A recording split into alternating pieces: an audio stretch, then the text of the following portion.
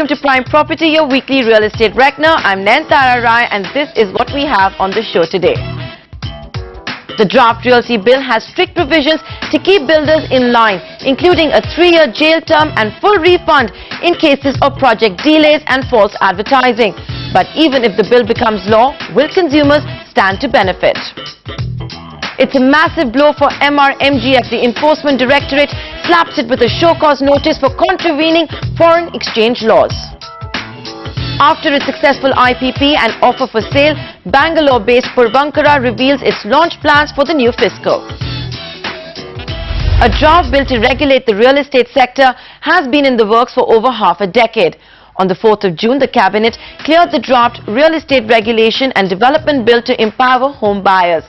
This bill will govern developments that are spread across 1,000 square meters and include at least 12 flats. Let's take you through the provisions that could give buyers significant leverage with developers. The most important change the bill proposes is that a buyer can seek a full refund with interest if a builder's project is delayed or even if the developer has indulged in false advertising. Habitual offenders may be jailed for up to 3 years. Almost every developer, big and small, have failed to meet deadlines on account of a host of issues, including liquidity constraints and delays in getting government approvals. The draft bill also bans the launch and pre-launch of any project till all government approvals are in place. Home buyers, they do not know when a project is being launched, whether the developer has obtained all clearances or not, whether the plans which have been advertised, they have been sanctioned or not, whether the land use has been changed or not. So all such things would not happen once this bill is enacted, because commencement certificate would be required to be taken by the builder, by a developer.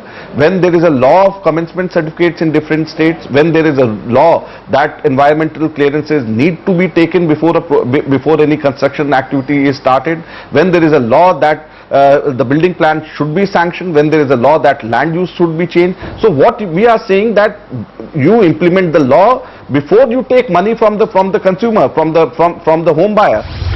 The mandatory putting into jail, I think that's a terrible segment which has come into the central bill and needs to be reconsidered by both the standing committee as well as Parliament. Otherwise, every developer in the whole country will be put into jail. The kind of misdemeanors for which people are prosecuted nowadays, even if one wall is made where the carpet area slightly changes, the developer can go to jail. I don't think that's the right thing that we need to have. Consumers have little sympathy, and that's because they feel builders don't provide adequate compensation for projects running late.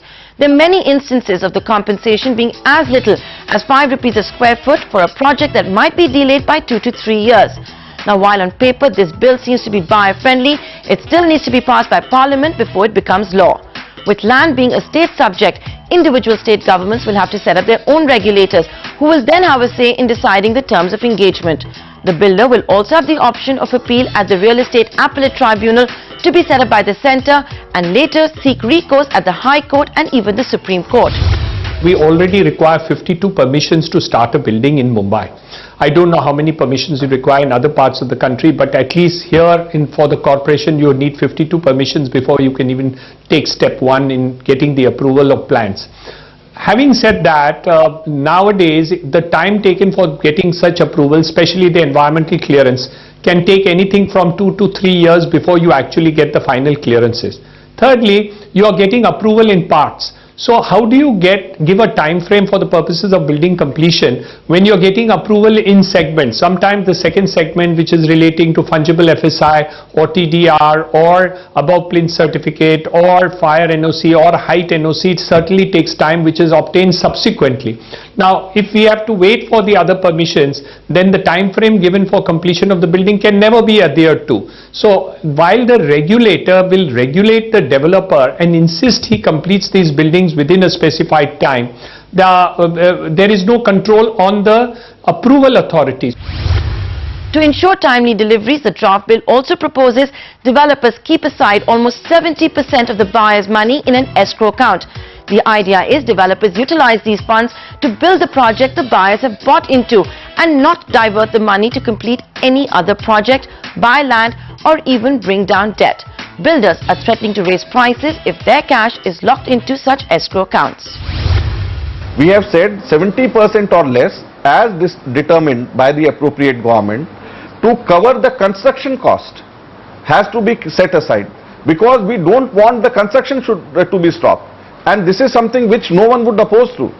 We wouldn't like the money taken from the home buyers and the construction is stopped and instead a new project is launched. We would like the money taken from the home buyers to be used for the full construction of the project. So as far as the profit is concerned, as far as the value of land is concerned, the value of the land, the promoter can take the money which he has spent on the land.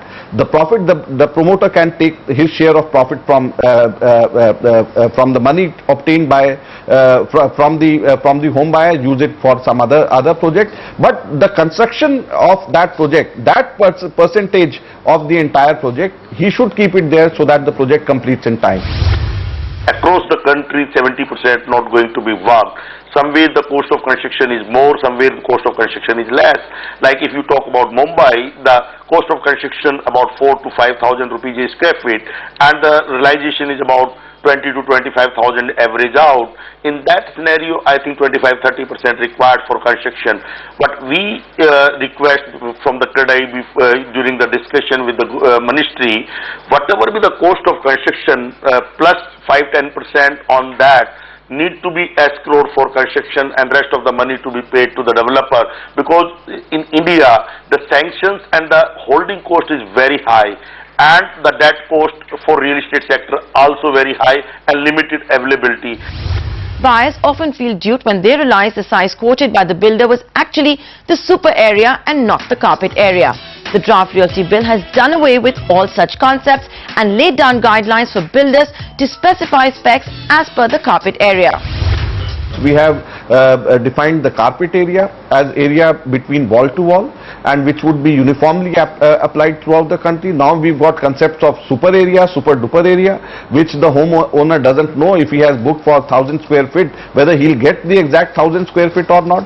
So all such things would be of past, and this kind of cheating or fraud committed on such home buyers would never happen again. As far as selling the place on carpet area, it will mean the